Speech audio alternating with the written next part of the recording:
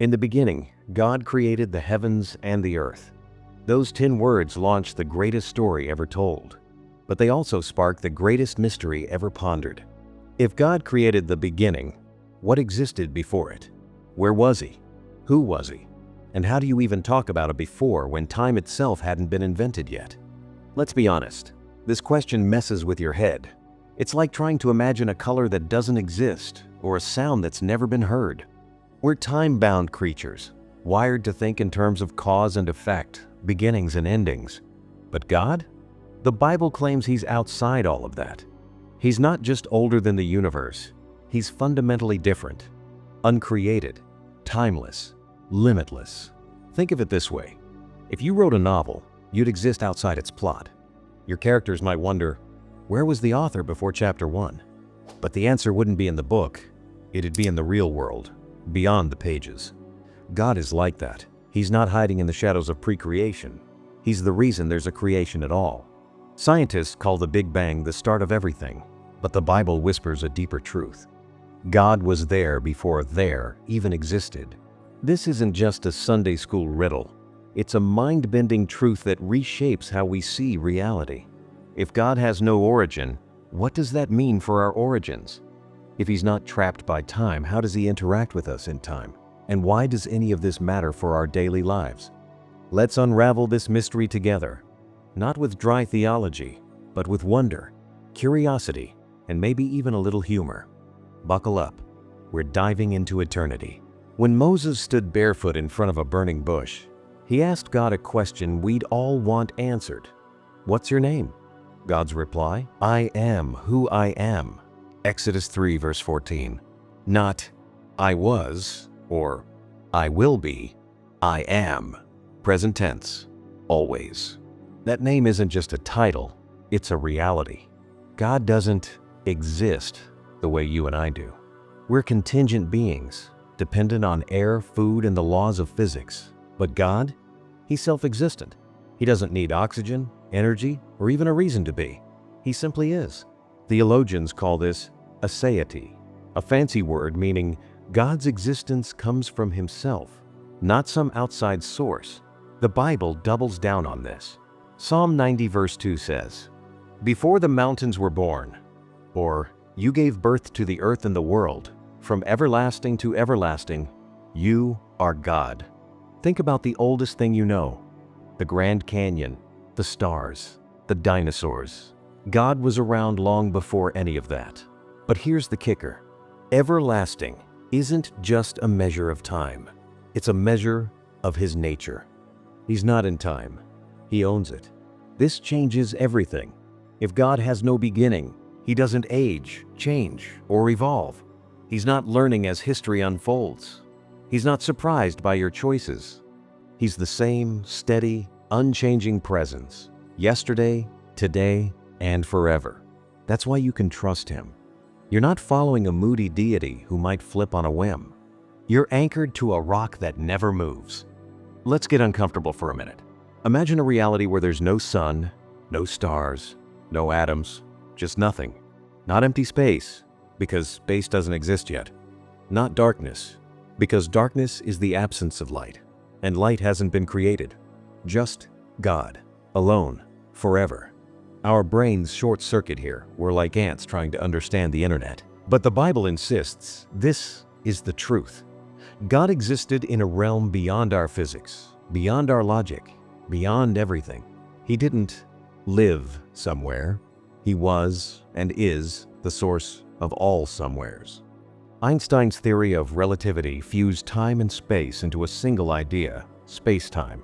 But if God created space-time, He's not trapped in it. Imagine a painter who steps outside their canvas. God isn't in the universe. He interacts with it like a writer editing a story. He sees your past, present, and future in a single glance. That's why 2 Peter 3 verse 8 says, With the Lord, a day is like 1,000 years, and 1,000 years like a day. This isn't sci-fi, it's reality. Physicists like Stephen Hawking admitted that time began with the Big Bang. So asking, what was God doing before creation, is like asking, what's north of the North Pole? The question itself collapses. As theologian Augustine said, God didn't create in time, He created time itself. There is no before unless He wills it. So why does this matter? Because if God isn't bound by time, your past mistakes don't define you in His eyes. Your future isn't a mystery to Him. And your right now is held by a God who's as close as your next breath. Let's play a game. Ask a kid, who made the ocean? They'll say, God. Then ask, who made God? They'll freeze. It's a natural question, but it's based on a flawed assumption. Here's the problem. If God had a creator, that creator would be the real God. You can't have an endless chain of causes. It's like a train with infinite cars, but no engine. How'd it start moving? Philosopher Thomas Aquinas called God the unmoved mover, the first cause that kickstarts everything else. Science agrees. Every effect has a cause except for the very first one. The Bible puts it bluntly, in Him all things hold together. Colossians 1 verse 17. Without God, reality would crumble. Think of Him as the foundation of a skyscraper. You don't see it, but without it, the whole building collapses. God isn't part of the system. He's the reason the system exists. Atheists sometimes argue, if God created everything, who created God? But that misses the point. God isn't a thing in the universe. He's the source of all things.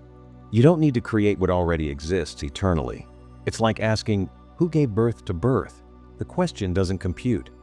This isn't a cop-out. It's a logical necessity.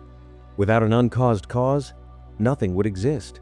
Even the famous skeptic Bertrand Russell admitted, the universe is just there, and that's all.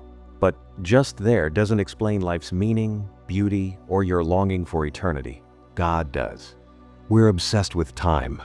Clocks, deadlines, birthdays, countdowns. But God, He's not watching the clock.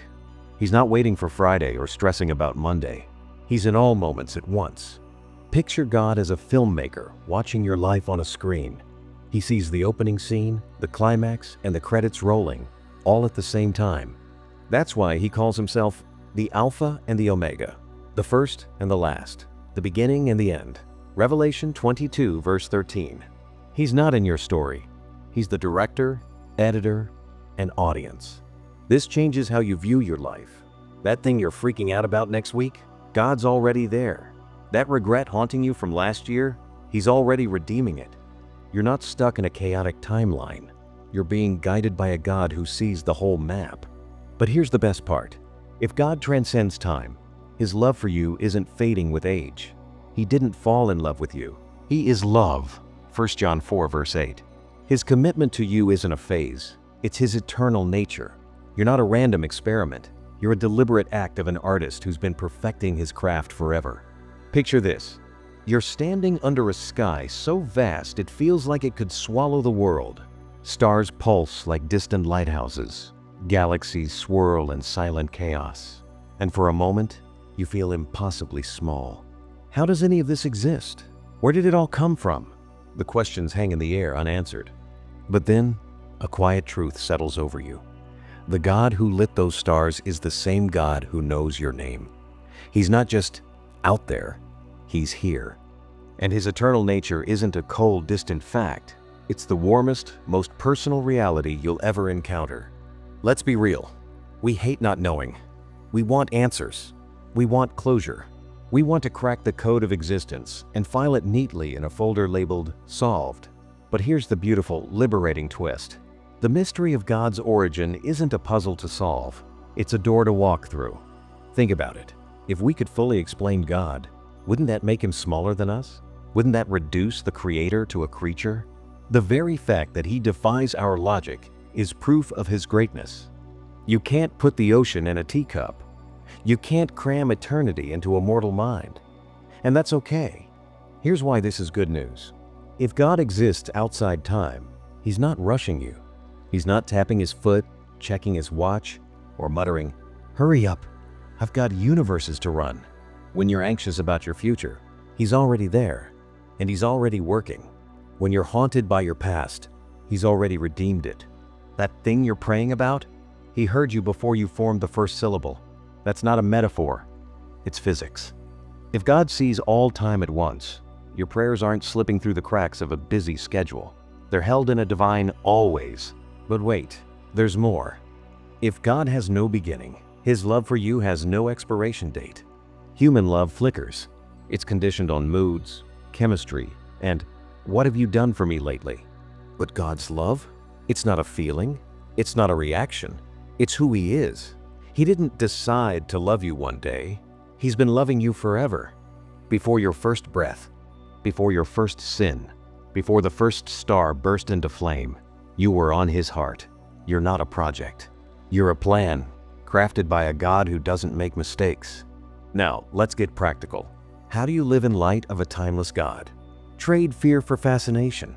Instead of stressing over what's next, lean into, wow, look what He's already done. The God who painted the Milky Way on a cosmic canvas is the same God who wired your brain to laugh, cry, and dream. Every sunset, every heartbeat, every act of kindness is a love note from eternity. Let go of the need to control. You're not the author of your story. You're the character. And the author? He's written your life with purpose, precision, and a plot twist called grace. Your job isn't to script the ending. It's to trust the one who already has. Embrace the eternal now. Ever notice how kids live fully in the moment? They're not fretting about tomorrow's lunch or yesterday's scraped knee. Jesus said, "Do not worry about tomorrow." Matthew 6 verse 34. Not because He's dismissive, but because He's already in your tomorrow, and it's safe in His hands. Here's the kicker. The God who existed in holy solitude before creation chose to step into time for you. He wrapped Himself in skin, walked dusty roads, and let nails pierce His hands, not because He had to, but because He wanted to. The Timeless One entered our timeline to rescue us from the clock. Death couldn't hold Him. The grave couldn't silence Him. And now, He offers you the same victory. I am the living one. I was dead. And now, look, I am alive forever and ever. Revelation 1 verse 18. So yes, we'll never fully grasp God's origin. But maybe that's the point. Faith isn't about having all the answers. It's about knowing the answerer. It's not about mapping eternity. It's about holding the hand of the one who is eternity. The next time you feel small under the night sky, remember, the God who outlives stars calls you child. The one who crafted time itself has numbered every hair on your head. And the mystery of His existence? It's not a barrier. It's the bridge. You don't need to know where He came from. You just need to know He's here. So go ahead, ask the big questions, wrestle, wonder, stare into the abyss of, I don't know. But then, let your heart rest in this. You're loved by a God so boundless, so ancient, so fiercely alive, He makes eternity look like a waiting room. And His plan for you isn't just good, it's forever. Now that's a mystery worth living for. If you found this video valuable, your support through sharing, liking, commenting, and subscribing to the channel would be priceless. See you in the next one.